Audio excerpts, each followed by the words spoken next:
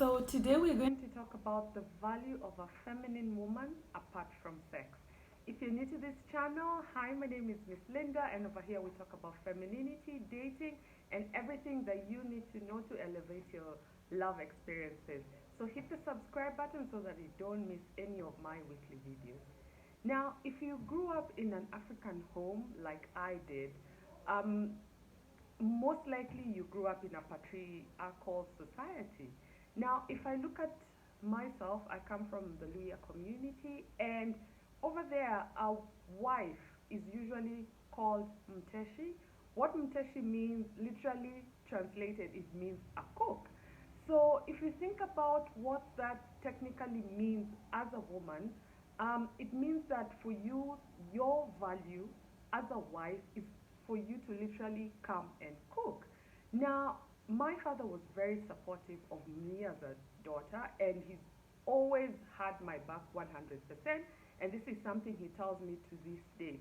But I think as I'm having more and more of these conversations, so many women are becoming so confused with this whole femininity thing because femininity, if you look at it, it is trying to esteem you as a woman, something that so many women are not used to, especially if you grew up in similar backgrounds within setups where the boy child was always preferred, whereby being a boy was looked at as a superior thing. And then, of course, we have this whole thing of girl child that's come about, but it's pushing everything to the extreme side of the spectrum. Now, this is what I want to talk about today. What is your value as a feminine woman outside being a sexual object? Okay? So let's start with the first thing. As a feminine woman, the first thing that you are to a man is his companion. Now, you see, the thing is, as a woman, especially if you're in a relationship with a man, there's this whole companionship that you as a woman give a man that a man cannot get from his boys or his other male friends. Remember, most of the times when men are around other men, they usually have it's a lot of testosterone, yeah? So the conversations are usually extremely high charged. So if he finds a woman who he can be able to relate with, there's that companionship aspect that he enjoys from a woman that's different from what he gets with men. Okay? So the second thing that's really valuable that you as a feminine woman possess is being a man's soft space. Now, masculine men are protectors, they are providers. They go out there, they build, they knock, they make sure that they bring home, literally to speak, the bacon for their families and their loved ones. Because that's how men show love, by protecting and providing, and of course, professing their love for you. So, as a woman, you are there to be his safe haven, to receive him, to be his soft space outside of the cold, harsh world where he has to go and fight and compete and go against so many other men to be able to literally take care of you, the home. So a feminine woman creates that soft, loving space where a man can come home, get some rest, recharge, and then refuel himself so that he can be able to go back out there and continue knocking and doing what he needs to do as a man. Yeah? So the third thing that you as a woman provide, a feminine woman in that sense, provide to a man is you're his confidant. Especially if you're a wise feminine woman. A smart man knows that he has a woman he can come to, he can confide to, and he's also able to seek her counsel. Now, what smart women do is they know when to hold back and they know when to give their points of view or their opinion on a certain matter. And the wise way to do it is when a man approaches you, when your man comes to you asking you for his opinion, that is when you're able to go deep into your feminine wisdom and draw from your knowledge and experience and insight and then be able to share it with him. Remember, there are certain aspects that men do not have that we as women have. We have intuition. We have that depth within us. We are able to see things that men sometimes do not. Because remember, men, they are usually very one track minded. And as his queen, by his side, you're able to look at things from very, very many different perspectives and then from there give him wise counsel. That's why they say when a man finds a wife, he's found a good thing. Because he is able to come back to her and she's also able to draw from her wisdom. Now, the thing with being a man's counselor um, or confidant, you as a woman also need to be able to cultivate yourself, to feed yourself with enough wisdom and knowledge and information such that when your man comes to you, you have something to draw from. Yes, it's good to rely on your experiences, but also being well read, um, um, especially in various interests, cultivating your mind, meeting up with different kinds of people, basically enriching your wealth, such that when a man comes to you, you're not only drawing wisdom from one point of view, which is your experience. At least you're able to sit back and put together various kinds of information that you've received because obviously you've been cultivating yourself and then sharing it back to him. Okay? Now, the other thing, and this is the fourth thing that a feminine woman offers a man that's out of sex is that she is able to help this man bring forth his legacy. As feminine women, we are creatresses.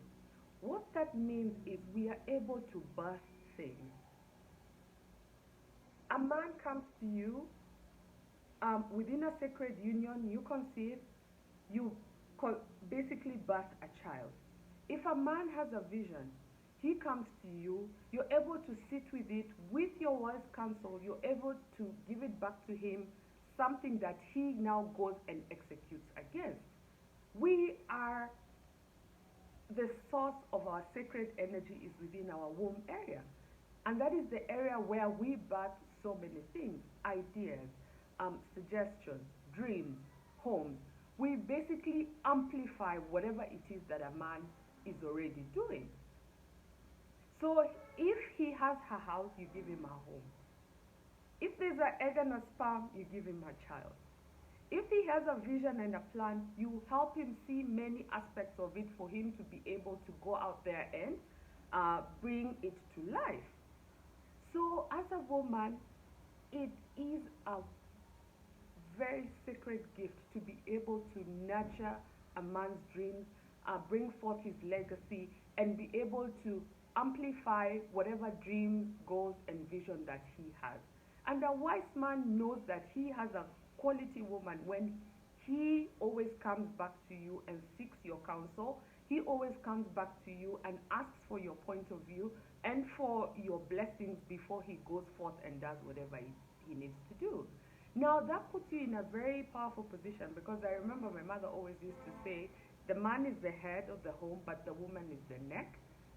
And if you realize without the neck, there's no way the head can move, which means you play a very pivotal role. And depending on whether you're a wise woman or a silly woman or an evil woman, you're the one who sets the temperature of the home. You set the temperature of the relationship. So really, as a woman, it's up to you to cultivate yourself to become a quality woman who is able to bring forth wonderful things whenever they're presented to you. Okay? Now, the other sixth aspect about a feminine woman is you're a man's inspiration. Now, by nature, the divine feminine is expansive. We have big dreams.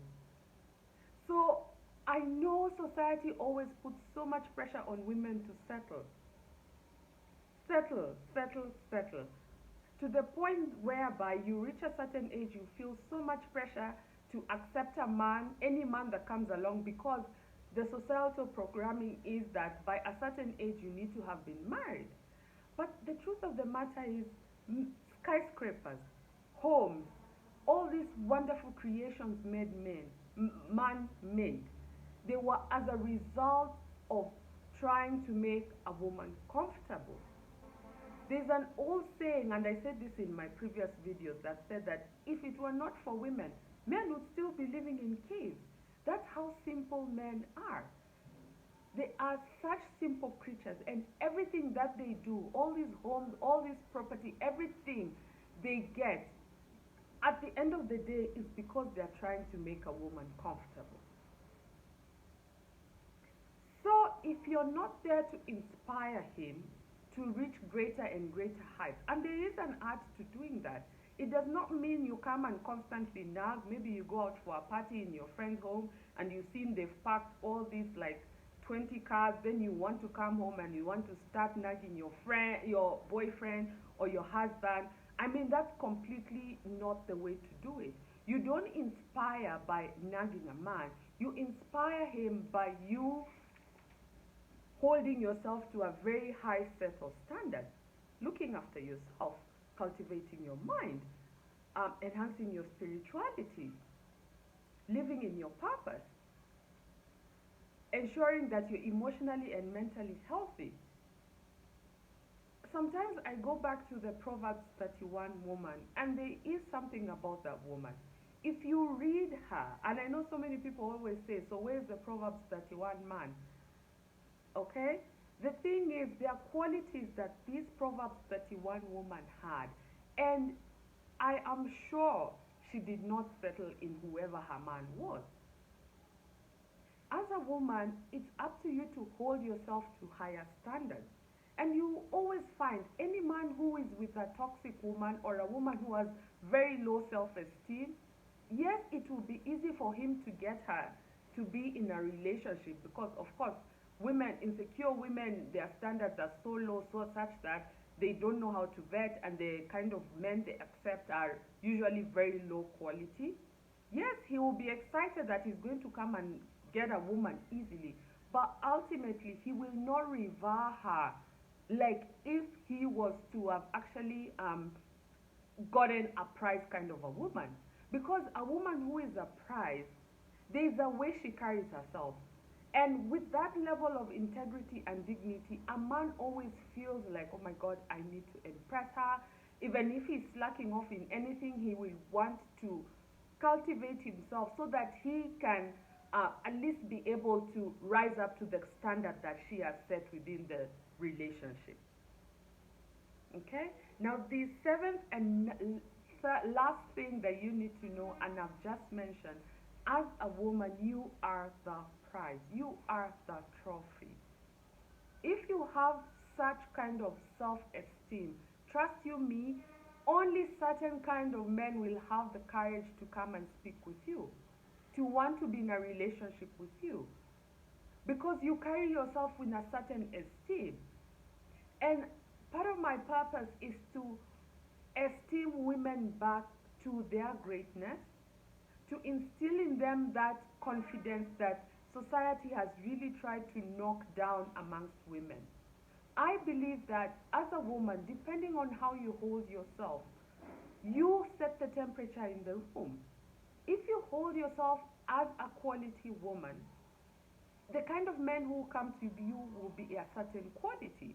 And what that then means, it means that if you're healthy mentally, physically, spiritually, and emotionally, you couple up with a man who mirrors you, automatically you're now creating a healthy relationship.